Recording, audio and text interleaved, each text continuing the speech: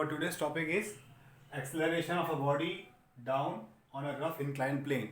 Means whenever a body is having an acceleration moving in the upper direction of an inclined plane, so what will be the condition? So I've just drawn a diagram over here. Okay, here I have taken a plane which is making an angle theta with the horizontal direction. I have kept a block on the plane so that what the acceleration on the block will be there, we have to find out. Okay, now consider that this block is kept and we have to apply a force which is moving in the forward direction in the upper direction, so that will be given by your capital F. Okay, at the same time the weight of the block mg is acting in a normal direction and the normal reaction is acting in the upper direction perpendicular to the block. So when the normal reaction acting in the direction, at the same time this mg, the weight mg producing the two resultant components along the x-axis and along the y-axis from the point of the perpendicular. So the mg cos theta will be given in the normal direction and mg sin theta will be given along the plane. So another force will act along the F in the normal direction. Means when the block is trying to move in the upper direction, another force will try to make the block in the normal direction.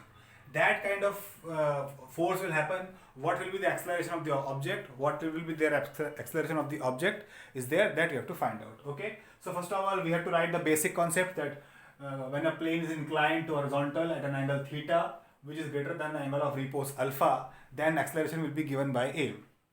Now from the figure, it is clear that R and mg are opposite to each other, so both of their magnitude will be equal. So it is given by R equals to mg cos theta. At the same time, capital F and mg are in the opposite direction. Along with mg sin theta, another thing along with mg sin theta. So the capital F frictional force that we can say is that capital F is equals to mg sin theta minus F, or interchangeably we can write it as F equals to mg sin theta minus F. Here this F is the force acting and this F is the frictional force. Okay, now we can write the small f is equals to mass into acceleration from the Newton's second law of motion, and this F we can write from the coefficient of the friction given by mu times r. So F is equals to your mu times r. I have already explained here what is mu. Mu is the coefficient of friction. Now we are going to solve this equation. Before that, we take a look that this r is already occurred over here. So we take the value of r from there to here. So the new equation will be there. Ma equals to mg sin theta minus mu times mg cos theta. We take it out the m term and we cancel it. So what is left? The value of acceleration is left, that a is equals to g sin theta minus mu cos theta. This is the final expression occurred, and this final expression shows that the acceleration of the object which is moving in an inclined plane is always less than the acceleration due to gravity. So it is written here that hence it's clear that A is always less than your G. Now what kind of force is required for the acceleration? So if the angle theta is less than the angle of alpha, the angle of repose, the force required to move the body will be having two different components, two different magnitude. The force F1 will be given for the minimum force is equals to your mg sin theta plus mu times cos theta. Okay, mathematically we have to derive, and for the maximum force your F2 will become mg mu cos theta minus sin theta.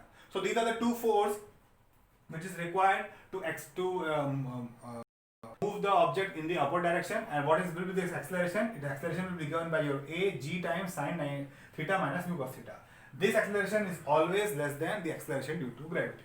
So with this we can able to find out that when an object is moving an inclined plane, what will be its acceleration and what kind of force is required, what will be its minimum force and what will be its maximum force.